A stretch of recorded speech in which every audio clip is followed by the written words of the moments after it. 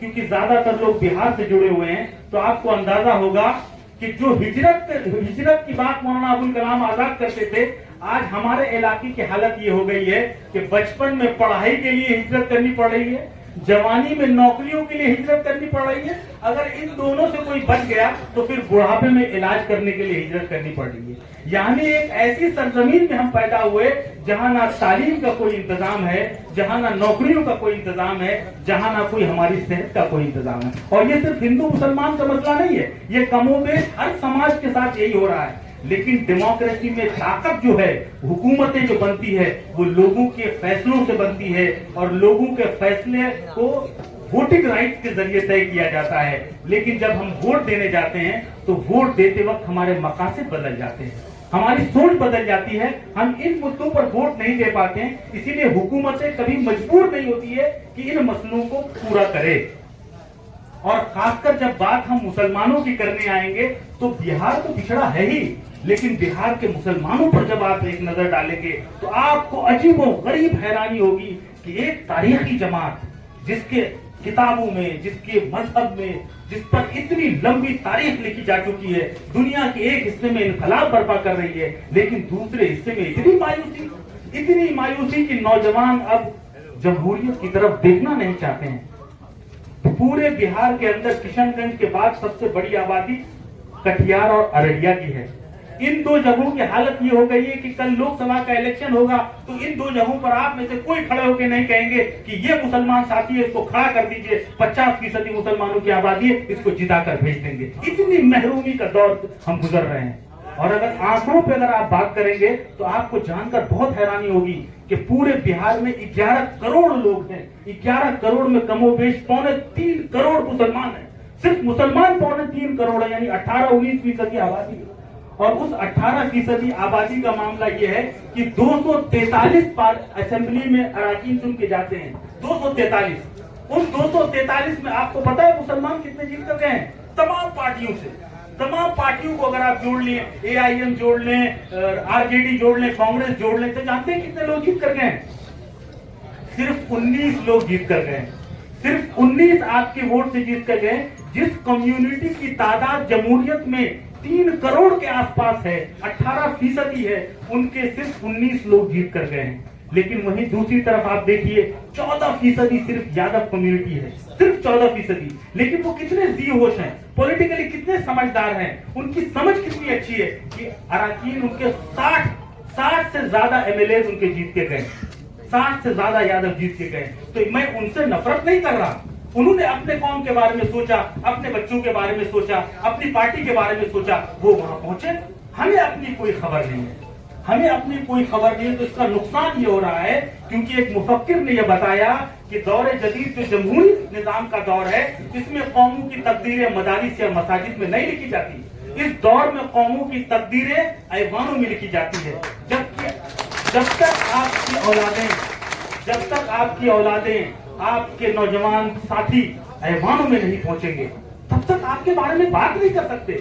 جمہوریت کو ایک نظام طے ہوا ہے کہ آپ کی پہلی لڑائی، آپ کی پہلی پسند، آپ کی پہلی ناپسندگی وہ ایوانوں میں طے ہوگی۔ اگر ایوان نے یہ طے کر دیا کہ ٹرپل ڈیوورس ایک جرم ہے تو آپ کو ماننا پڑے گا، چاہے آپ کے دل میں بات اچھی لگے بری لگے۔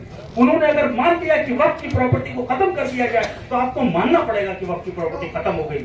اگر کسی سرگرے نے کھڑے ہو کے CA/NRC کو طے کر دیا کہ ہندوستان میں CA/NRC ہوگا تو آپ کو لائنوں میں کھڑے رہنا پڑے گا، اسی طرح لائنوں میں کھڑے رہنا پڑے۔ جیسے ایک سرگرے نے کھڑے ہو کے ایک رات میں کہہ دیا کہ اب یہ نوٹ نہیں چلے گا، اب آپ کو نوٹ بدلنے ہیں، تو سب کوئی لائنوں میں لگ گئے۔ تو ایسی صورت میں آپ پارلیمنٹ اور اسمبلیز کی طاقت کو سمجھیے۔ سب سے بڑی کمی آج ہمارے اندر یہ آ گئی ہے کہ ہم اپنے آپ کو پوری طرح سے اسمبلی انتخابات، پارلیمنٹ انتخابات سے خود کو دور کرتے چلے گئے ہیں۔ کسی عقل مند شخص نے کہا ہے کہ جب عقل مند لوگ، پڑھے لکھے لوگ، مہذب لوگ سیاست میں نہیں آئیں گے تو یاد رکھیے آپ سے کم عقل لوگ آپ کا راجا بن کر آئے گا، آپ پر حکومت کرنے کے لیے آئے گا۔ تو ہم اپنے لیڈروں کو گالی گلوچ کریں، اپنے لیڈروں کو غلط کہیں، اس سے معاملہ نہیں بدلنے والا۔ जरूरत इस बात की है कि हम में जो बेहतर है, हम में जो अच्छा है, उसके भरोसे को जीते, उसके भरोसे को बढ़ाएं और उसको इस बात का यकीन दिलाएं कि आप ही वो सही शख्स हो, आप हमारी रहनुमाई करो, आप आगे बढ़ो। जो कौम आज के डेट में हिंदुस्तान के अंदर हजारों मदारिसें, हजारों मसाजिदें सिर्फ और सिर्फ अपने चंदे पर चला रही है, अपने चंदे पर। नदवा का नाम किसने नहीं सुना, देवबंद का नाम किसने नहीं सुना, लेकिन देवबंद की इतनी बड़ी इमारत आज कौम के पैसों पर चल रही है, एक पैसा बाहर की फंडिंग नहीं लेते। लेकिन उस कौम के नौजवानों को अगर आप कहिएगा कि आप सियासत में क्यों नहीं आते, आप पार्लियामेंट में क्यों नहीं पहुंच पा रहे, तो कहेंगे जनाब हमारे पास पैसा नहीं है। इस पूरे कौम में ये इतनी ताकत नहीं हो गई कि अपने चंद लोगों को तय करके आगे बढ़ाए। अभी हिंदुस्तान के अंदर मैं आपको बताऊं, बिहार के अंदर 19 जब हम जीते हैं तो हमारी एक तादाद है, हमने सर्वे किया कि आखिर हम 19 ही सिर्फ क्यों जीते हैं, तो हमें अंदाजा हुआ कि 47 सीटें ऐसी हैं, 40 से 47 सीटें ऐसी हैं जहां पर कोई नौजवान एक साल पहले से मेहनत करे, कोशिश करे, तो वो अपने दम पर वो सीटें जीत सकता है, वो अपने दम पर जीत सकता है। चाहे भाजपा अपनी कितनी बुलंदी पर क्यों ना हो, हम जरूर जीत सकते हैं। लेकिन हमारी कौम ने वो जज्बा खो दिया, वो चीजें हम अब करने से डरते हैं, सोचते हैं इन चीजों में क्यों जिंदगी बर्बाद करें, नए सिरे से कुछ और कर लिया जाए। असल सियासत में आना क्यों जरूरी है, क्योंकि सियासत ही आज के दिन में आपके हर तरह की ताकत प्रोवाइड करती है। आज आप सुने होंगे कि आपके मदारिस जितने खुले हुए हैं, इन मदारिस में एक रात में कोई एक कानून आएगा और वो कानून सब पर नाफिज कर दिया जाएगा। इसी मुल्क के अंदर एक तरह के जुर्म पर किसी को सजा होती है, दूसरे के तरह के जुर्म पर दूसरे को सजा नहीं होती है। ऐसी सूरत में ईमानदाराना कानून नाफिज करने के लिए आपके लोग चाहिए। और इल्म की बात अगर इस कौम की जाए तो बड़े अफसोस के साथ कहना पड़ रहा है, इल्म की बात बहुत अफसोस के साथ कहना पड़ रहा है कि हम सब लोग जो यहाँ मुसलमान साथी मौजूद हैं, इन सब को पता है कि हमारे मजहबी किताब कुरान है। कुरान का पहला लफ्ज है इकरा, कुरान का पहला लफ्ज आया इकरा। इकरा मतलब होता है पढ़ो। बदनसीबी से जब सर्वे हुआ तो ये अंदाजा हुआ जिस कौम के मजहबी किताब का पहला लफ्ज था पढ़ो, उस कौम के अंदर सबसे अनपढ़ लोग, सबसे कम सबसे ज्यादा इलिटरेट लोग मुसलमानों में हैं। ये बदनसीबी हमारी, इस बात को सोचने के लिए, कहने के लिए, बात करने के लिए समाज में कोई खड़ा नहीं हो रहा, कोई खड़ा नहीं हो रहा। मैं जब इनके साथ, इन्होंने अपनी पद यात्रा 2 अक्टूबर 2023 से भितरवा वेस्ट चंपारण से शुरू की, जहां से महात्मा गांधी जी ने अपनी यात्रा शुरू की थी। उस यात्रा के दौरान 16 महीनों से चलते चलते हम लोग अलग अलग गांव कस्बों से होते हुए तकरीबन 15 जिले में पद यात्रा कंप्लीट कर लिए। और 15 जिलों में हम लोगों का तजरिया ये है कि सिर्फ ईस्ट चंपारण और वेस्ट चंपारण के बारे में मैं आपको बता दूं, ये 2 जिला मिलाकर 20 लाख मुसलमानों की आबादी है। ईस्ट चंपारण और वेस्ट चंपारण मिलाकर 20 लाख मुसलमानों की आबादी है।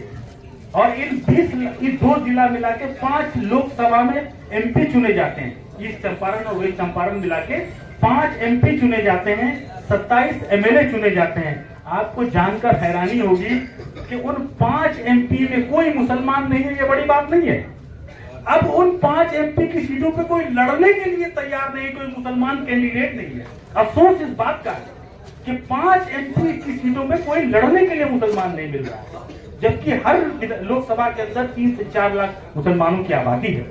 और उन 2 जिलों में 27 सीटों में सिर्फ 1 सीट नरकटिया की है, जहां एक मुसलमान साथी जीत कर आए, और कोई एक सीट आप नहीं जीत सके।